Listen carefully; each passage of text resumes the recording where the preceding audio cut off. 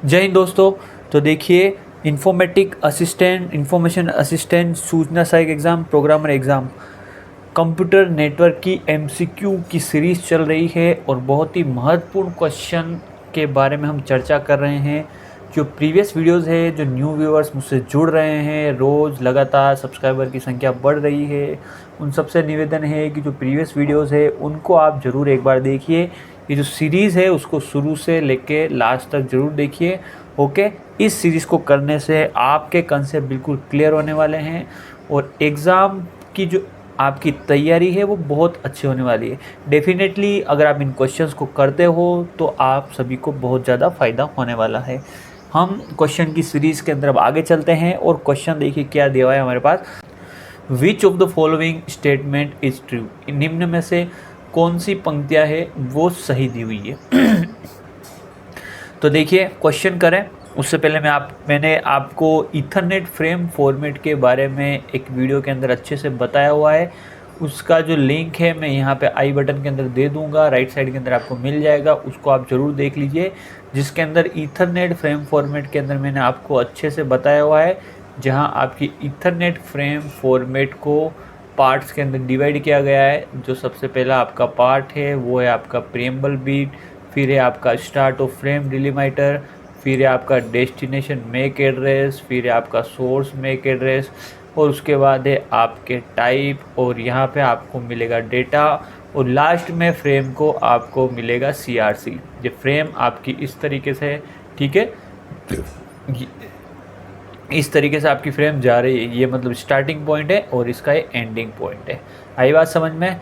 तो इन सभी के बारे में डिटेल के अंदर हमने चर्चा की हुई है। अभी क्वेश्चन के अंदर एक तो हमें ईथरनेट फ्रेम के बारे में बोला गया है और दूसरा हमें बोला गया IPv4 प्रोटोकॉल। तो IPv4 जो प्रोटोकॉल है उनके बारे में भी आपको पता होना चाहिए। इसको भी हमने यहाँ अगर आपको याद होना चाहिए कि जो IPv4 प्रोटोकॉल है इस तरीके से डिवाइड किया गया है। यहाँ पे आपके वर्जन है, ठीक है, और यहाँ आपको मिलेगा हेडर लेंथ, और यहाँ आपको मिलेगा सर्विस टाइप, और यहाँ आपको मिलने वाला है टोटल लेंथ, ठीक है। टोटल लेंथ का भी क्वेश्चन हम देख चुके हैं, जिसके अंदर टोटल लेंथ के अंदर ओवरऑल जो आपकी हेडर साइज़ की लेंथ काउंट होती है, जिसके अंदर आपकी हेडर की लेंथ भी आ जाती है और डेटा की लेंथ भी आ जाती है। तो स्टेप बाय स्टेप अगर आप वीडियोस देख रहे हैं तो कहीं भी कोई आपको दिक्कत का सामना नहीं करना पड़ेगा। फिर हमारे पास आती है आइडेंटिफिकेशन बिट, ठीक है, और उसके बाद हमारे पास क्या आता है, यहाँ पे आता है डू नॉट फ्रेगमेंट, यहाँ पे आ जाएगा आपके पास मोर फ्रेगमेंट, और यहाँ पे आपके आ जाएगा ये रिजर्व बिट, और उसके बाद आपके पास यहाँ आ जाएगा फ्रेगमेंटेशन ऑफसेट, ठीक है। तो ये क्या है, आपके IPv4 हेडर का पूरा स्ट्रक्चर है कि किस किस पार्ट के अंदर क्या क्या डिवाइड कर रखा है। यहाँ आ जाएगा आपका TTL जो आपका आता है 8 बिट का है ना, ये ध्यान रखना। अभी आगे जो क्वेश्चन आएगा उसके अंदर हम देखने वाले हैं। फिर देखिए यहाँ पे आपको मिल जाएगा आपका प्रोटोकॉल फील्ड, और यहाँ आपको मिलने वाला है जहाँ से हमारा क्वेश्चन पूछा गया है हेडर चेकसम, ओके। और यहाँ पे आपको मिल जाएगा आपका सोर्स एड्रेस और डेस्टिनेशन एड्रेस, ठीक है। और यहाँ पे आपको ऑप्शन बिट मिल जाएगा। इसकी जो रेंज आपकी रहेगी 20 बाइट से लेके 40 बाइट तक रहने वाली है। तो देखिए क्वेश्चन के अंदर क्या पूछ रहा है क्या नहीं। इससे पहले मैं बता दूँ, ईथरनेट फ्रेम के अंदर एरर चेकिंग के लिए हम किसका यूज़ करते हैं, CRC का यूज़ करते हैं। किसका यूज़ करते हैं, CRC का, साइक्लिक रिडंडेंसी चेक। वहीं IPv4 के अंदर जिस एरर करेक्टिंग डिटेक्टिंग टेक्नोलॉजी का यूज़ किया जाता है वो है आपके हेडर चेकसम। क्या है, हेडर चेकसम। तो यहाँ किया जाता है चेकसम का और यहाँ किया जाता है आपके CRC का। बस ये क्वेश्चन पूछा गया है। क्वेश्चन देखिए इनमें से सही कौन सा बताना है आपको। Both Ethernet frame and IP packet include checksum field. क्या ईथरनेट फ्रेम और IP दोनों के अंदर चेकसम फील्ड होता है क्या, नहीं होता है। ईथरनेट के अंदर CRC होता है और IPv4 के अंदर चेकसम होता है। Ethernet frame include a checksum field and IP packet include a CRC frame. ये उल्टा दिया हुआ है, ठीक है। फिर देखिए C वाला, Ethernet frame include CRC, Ethernet frame include CRC and IP packet include checksum field. क्या है, सही है क्या। देखिए ईथरनेट के अंदर क्या है, CRC है और IPv4 के अंदर आपका चेकसम है। तो ये बिल्कुल सही है, true. Both Ethernet and IP packet include CRC, ये गलत है। तो आपको क्या पूछा गया था, ट्रू कौन सा है, आंसर क्या हो जाएगा, सी आंसर हो जाएगा। तो देखिए बहुत, अगर आपको आता है भाई, आपको अगर ईथरनेट फ्रेम अच्छे से आती है तो आप एकदम से आंसर बता दोगे, IP4 आती है तो आप आंसर बता दोगे, नहीं आती है तो फिर वहाँ पे आप तुक्का लगाओगे। तो इसलिए आपको जो फील्ड्स है वो आपको याद रखने बहुत ज़रूरी है। बहुत ही प्यारा क्वेश्चन था। नेक्स्ट क्वेश्चन की ओर हम चलते हैं यहाँ पे। देखिए नेक्स्ट क्वेश्चन क्या दिया हुआ है यहाँ पे, for which one of the following reasons does the internet protocol use the time to live field in the IP datagram. तो यहाँ पे अभी मैंने बोला था आपको, ये जो पूछा गया इस TTL फील्ड के बारे में पूछा गया और इसकी साइज़ क्या है आपकी 8 बिट है। तो ये बोल रहा है कि भाई ऐसा कौन सा कारण है जिसके लिए हमने IPv4 हेडर के अंदर इस TTL फील्ड को इंट्रोड्यूस किया। देखिए हर एक चीज़ का रीज़न होता है, बिना रीज़न हम कोई भी फ्लैग ऐसे इंट्रोड्यूस तो करते नहीं है। तो इन्होंने बोला कि TTL जो फील्ड है इसको क्यों इंट्रोड्यूस किया गया है, ये आपका होता है 8 बिट का। Ensure packet reach destination with in the time, क्या इसका काम ये है कि जो आपका पैकेट है जैसे सोर्स से जा रहा है वो डेस्टिनेशन को, तो वो तय टाइम के ऊपर कहाँ पहुँच जाए, डेस्टिनेशन पे पहुँच जाए। देखते हैं, discard packet that reach later than the time. अगर मान लीजिए कि ये आपने पैकेट 10 बजे रवाना किया और इसको 10:05 पे पहुँचना था पर ये नहीं पहुंच पाया, तो ये पैकेट क्या हो जाए, यहाँ पे डिस्कार्ड हो जाए। क्या हो जाए, डिस्कार्ड हो जाए। क्या इस कारण से हम TTL फील्ड का यूज़ करते हैं। तीसरा देखिए, prevent packets from looping indefinitely, क्या हम TTL फील्ड का इसलिए यूज़ करते हैं ताकि पैकेट अगर कहीं लूप के अंदर फंस जाए तो उसे डिस्कार्ड कर सके। और चौथा देखिए, limit the time for which a packet gets queued in the intermediate router. यही बोल रहा है कि क्या पता है इंटरमीडिएट राउटर के अंदर पैकेट बार बार एक ही जगह नहीं चला जाए, तो उसके लिए हम क्या कर रहे हैं, टाइम लिमिट सेट कर रहे हैं।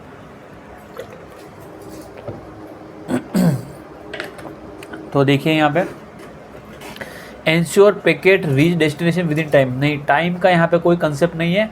ये दोनों आपके गलत हो गए और ये फोर्थ वाला भी गलत है। अब देखिए इसका जो आंसर है सी दिया हुआ है। क्यों हम समझने की कोशिश करते हैं, TTL फील्ड का यूज़ इसीलिए किया हुआ है कि अगर किसी कारण से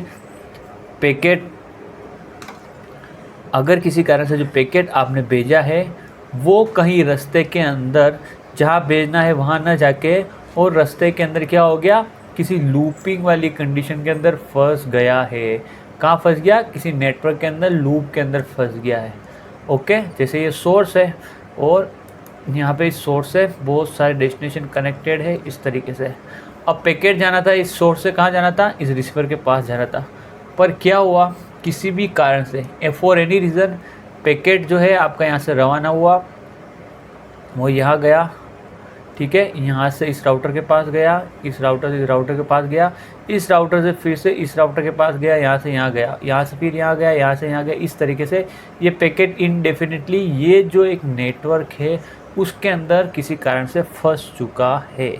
आई बात समझ में। अब मान लीजिए तो ये एक पैकेट है, आपको पता है करोड़ों पैकेट्स और ज़्यादा ही होंगे, वो डेली बेसिस के ऊपर किसी नेटवर्क के अंदर ट्रैवल करते रहते हैं। मान लीजिए अगर इस तरह के बहुत सारे पैकेट फंस गए तो यहाँ इस नेटवर्क के अंदर क्या हो जाएगा, हाई ट्रैफिक हो जाएगा।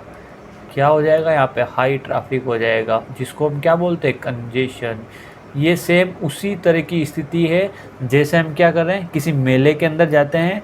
शुरुआत में तो मेले के अंदर भीड़ नहीं रहती है, पर धीरे धीरे धीरे उस मेले के अंदर भीड़ बढ़ती जा रही है, तो वहाँ पे बहुत ज़्यादा लोग इकट्ठे हो जाते हैं, जिसके कारण क्या होता है, हम आसानी से मूव भी नहीं कर पाते हैं। ठीक है, तो पैकेट क्या हो जाएगा, इस ट्रैफिक के अंदर फंस जाएगा और अनावश्यक रूप से इस नेटवर्क को क्या कर देगा, कंजेस्टेड कर देगा।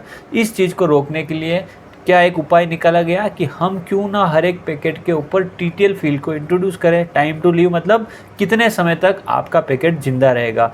उस केस के अंदर क्या होता है कि ये जो मैसेज है उसके ऊपर हम क्या करते हैं, हाईएस्ट TTL फील्ड मार्क कर देते हैं। मान लीजिए इसको मैंने 8 सेट कर दिया। 8 मतलब 8 होप ट्रैवल करने के बाद अगर ये पैकेट सोर्स से डेस्टिनेशन तक नहीं पहुंचता है तो जिस भी राउटर के पास लास्ट पैकेट है उसकी वैल्यू 0 होगी, वो उसे क्या कर देगा, ड्रॉप कर देगा। तो देखिए ये पैकेट यहाँ से ट्रैवल करा 8 था, यहाँ से आगे गया तो ये क्या हो गया 7, यहाँ से आगे गया तो ये क्या हो गया 6, यहाँ से आगे गया क्या हो गया 5 से वापस इधर लूप में फंस गया तो 4 से वापस कहाँ गया 3 से वापस यहाँ फंस गया 2 से वापस क्या आ गया 1, और 1 से यहाँ पे 0। तो ये वाला जो राउटर है इसने देखा कि इसकी टीटीएल फील्ड की वैल्यू क्या 0, तो इस पैकेट को क्या कर देगा, डिस्कार्ड कर देगा। डिस्कार्ड करने से क्या हुआ, अब ये पैकेट इस नेटवर्क के अंदर कंजेशन नहीं करेगा, ट्रैफिक हाई नहीं करेगा, जिससे बाकी जो पैकेट्स हैं उनको प्रॉब्लम नहीं आएगी। ओके, तो पैकेट्स को लूप से इंडिफिनिटली घूमने से बचाने के लिए किस फील्ड का इंट्रोड्यूस किया गया, टीटीएल। देखिए कंसेप्ट समझने की कोशिश कीजिए। मुझे पता है आप बोलोगे सर हर एक चीज़ आप डिटेल में बता रहे हो, भाई सुन लो पेपर लेवल के आ रहे हैं, रीड के अंदर भी कंप्यूटर के आप क्वेश्चन उठा के देख लो। मैं तो बहुत सारी चीज़ें आपको फ्री बता रहा हूँ, जहाँ कोचिंग पे आपने पैसे दिए ना वो भी इतनी नहीं बता रहे, ठीक है ना। तो इनको पढ़ने से आपको कोई नुकसान नहीं, ये कोई ऐसे वो कोई हाई लेवल का नहीं है गेट नेट, ये बेसिक्स है, समझ लो। ये सारे के सारे आपके बेसिक्स है कि जनरल नॉलेज समझ लो आप, ये आपको पता होना चाहिए। आई बात समझ में। चलिए नेक्स्ट देखिए क्वेश्चन आपका क्या 128 क्वेश्चन देखिए। Dash was created for organising machine into domains and map host name on to IP address. क्या बोल रहा है कि होस्ट नेम है उसको आईपी एड्रेस से मैच करने के लिए। जैसे मान लीजिए दिया हुआ www.google.com, इसको किस में कन्वर्ट करना है, आईपी के अंदर। तो मान लीजिए इसकी आईपी मान लीजिए 110.20.30.40। तो डोमेन नेम को आईपी एड्रेस में कन्वर्ट करने का काम कौन करता है, डीएनएस, डोमेन नेम सिस्टम। तो आंसर क्या हो जाएगा इसका, बी इसका करेक्ट आंसर हो जाएगा। ठीक है, डोमेन नेम सिस्टम होता है पर यहाँ नेमिंग सिस्टम दे रखा है डोमेन नेम सिस्टम, जिसको हम शॉर्ट में क्या बोलते हैं, डीएनएस। डीएनएस का क्या काम है, जब भी आप आपके ब्राउज़र में लिखोगे www.google.com, तो ब्राउज़र क्या करेगा, ये जो है यूआरएल है, ये जो यूआरएल इसको कहाँ पास कर देगा, डीएनएस को पास कर देगा। डीएनएस एक सर्वर है उसको पास कर देगा, और ये क्या करेगा, इसको रिजोल्व करके इसका आईपी भेज देगा। अब ये आईपी क्या करेगा, आगे नेटवर्क के अंदर क्या होगा, ट्रैवल होगा। भाई आईपी होगा तभी तो ट्रैवल हो पाएगा, क्योंकि जो आपका आईपी है वो कितने पार्ट के अंदर डिवाइड होता है, 2 पार्ट के अंदर, जहाँ पे आपके पास क्या होता है, नेटवर्क आईडी और होस्ट आईडी। नेटवर्क आईडी से हम क्या आइडेंटिफाई कर सकते हैं कि भाई ये जो आईपी है किस नेटवर्क के अंदर जाएगा। मान लीजिए ये आईपी इस नेटवर्क के अंदर चला गया, यहाँ पे बहुत सारे नेटवर्क है, इस नेटवर्क के अंदर चला गया। अब होस्ट आईडी बिट क्या बताएगी, इस नेटवर्क के अंदर किस होस्ट के पास ये पैकेट डिलीवर करना है। वो कैसे पता चलेगा, होस्ट आईडी से पता चलेगा। तो ये तभी तो पता चलेगा जब हमारे पास आईपी होगा राउटर्स के पास। ओके, तो इसका आंसर क्या हो गया आपका 128। चलिए नेक्स्ट क्वेश्चन की ओर हम बढ़ते हैं। देखिए बहुत ही प्यारे क्वेश्चंस है, जो भी स्टूडेंट शुरू से इसको देख रहे हैं सीरीज़ को, जो भी उनका प्यार दिया जा रहा है उन सभी को मेरी तरफ से बहुत बहुत धन्यवाद। इस तरह के प्यार बनाए रखना, रोज़ स्टूडेंट जुड़ रहे, रोज़ जैसे जैसे ये जो यूट्यूब चैनल है स्टूडेंट के बीच पहुँच रहा है, वीडियोज़ पहुँच रहे हैं और काफ़ी अच्छा रिस्पॉन्स मिल रहा है और स्टूडेंट बिल्कुल प्रेस कर रहे हैं। तो बिल्कुल आप इस वीडियोज़ को आप शेयर ज़रूर कीजिए, जो भी स्टूडेंट है उनको बिल्कुल हेल्प मिलेगी। नेक्स्ट देखिए 129, nodes are another name of, nodes another name है डिवाइस के, लिंक्स के, मीडियम के, मोड्स के। तो नोड्स को हम क्या बोलते हैं, डिवाइसेस भी बोलते हैं। नोड्स मतलब जो जैसे ये सोर्स है, फिर ये डेस्टिनेशन है, बीच के अंदर जो भी है, और ये आपका रिसीवर, इन सबको हम क्या बोल सकते हैं, नोड्स बोल सकते हैं। क्या बोल सकते हैं हम, नोड्स बोल सकते हैं, या इनको क्या बोलते हैं, होप बोल सकते हैं। क्या बोल सकते हैं, होप बोल सकते हैं। जैसे यहाँ डिवाइस कनेक्टेड है तो इसको भी हम क्या बोल सकते हैं, नोड बोल सकते हैं। क्या बोल सकते हैं, नोड बोल सकते हैं। ऐसी कोई सी भी चीज़ जिससे डेटा ट्रैवल करता है उन्हें हम नोड बोल सकते हैं। नेक्स्ट क्वेश्चन देखिए, ARPANET स्टैंड्स फॉर। तो ARPANET की फुल फॉर्म पूछा गया नॉर्मल सा, तो इसकी फुल फॉर्म क्या है, advance research project agency network, advance research programme नहीं, एडवांस रिसर्च प्रोजेक्ट ऑटोमेटिक नहीं, एडवांस रिसर्च प्रोजेक्ट ऑथोराइज नहीं। आंसर क्या हो जाएगा इसका, ए करेक्ट आंसर हो जाएगा। ओके, चलिए बिल्कुल अपना जोश आपको ठंडा नहीं करना है। अगर आप मेरे पास आए हैं तो आप बिल्कुल निश्चित हो जाइए, ये आपकी सफलता की ओर आपका कदम है। आपको रेगुलर रहना है, बस उन क्वेश्चंस को अटेंड करना है। एग्ज़ाम अभी दूर है, इसलिए मैं कम क्वेश्चंस लेके आ रहा हूँ पर रेगुलर बेसिस पे लेके आ रहा हूँ, ताकि आपकी पढ़ाई ना छूटे किसी भी कारण से। 131 देखिए, internet was possible because of the use of TCP IP reference model and dash protocol stack. ठीक है, तो FTP, TCP IP, DHCP, UDP. इसका आंसर क्या हो जाएगा आपका, टीसीपी आईपी हो जाएगा। देखिए 2 तरह के मॉडल है आपके पास, सबसे पहले टीसीपी आईपी आया था और उसके बाद ओएसआई मॉडल आया था। ठीक है, तो हाल फिलहाल हम जो यूज़ करते हैं वो आपका TCP/IP ही मॉडल है और इसके अंदर TCP/IP प्रोटोकॉल का ही यूज़ करते हैं। ठीक है, नेक्स्ट क्वेश्चन देखिए क्या दिया हुआ है। The term that refers to the structure and format of the data, ऐसी टर्म जो डेटा के स्ट्रक्चर और फॉर्मेट को बताती है, और जहाँ भी फॉर्मेट आ जाता है इसका मतलब ये किसकी बात कर रहा है, कहीं ना कहीं उसके सिंटेक्स की बात कर रहा है। किसकी बात कर रहा है, सिंटेक्स की बात कर रहा है। तो इसका आंसर क्या हो जाएगा, ए इसका करेक्ट आंसर हो जाएगा। नेक्स्ट क्वेश्चन देखिए। Dash is a globally existing network of network consisting of a huge number of computers situated in all parts of the world. भाई ये किसकी बात कर रहा है, बहुत ज़्यादा नंबर के अंदर नेटवर्क से जुड़ा हुआ है और हर एक नेटवर्क के अंदर ह्यूज नंबर ऑफ कंप्यूटर्स है। तो ये क्या है वैसे, ओवरऑल क्या चीज़ है, ये आपकी इंटरनेट है। ये तो कॉमन सेंस है, क्या है, ये इंटरनेट है। कंप्यूटर नेटवर्क, भाई कंप्यूटर नेटवर्क तो है, कंसेप्ट एक भाई कंप्यूटर नेटवर्क है, पर इसको बोलते क्या, इंटरनेट बोलते हैं। इंटरनेट, इंटरनेट किसे बोलते हैं भाई, ये पर्टिकुलर नेटवर्क है और उसके अंदर अगर मैं खड़ा रहूँ यहाँ पे, तो ये जो चीज़ है मेरे लिए क्या कहलाएगी, इंट्रानेट। पर अगर मैं यहाँ बाहर खड़ा होकर इन सारी चीज़ों को देख रहा हूँ तो ये क्या हो जाएगा मेरे लिए, इंटरनेट। तो इसका आंसर क्या हो जाएगा, सी इसका करेक्ट आंसर होने वाला है।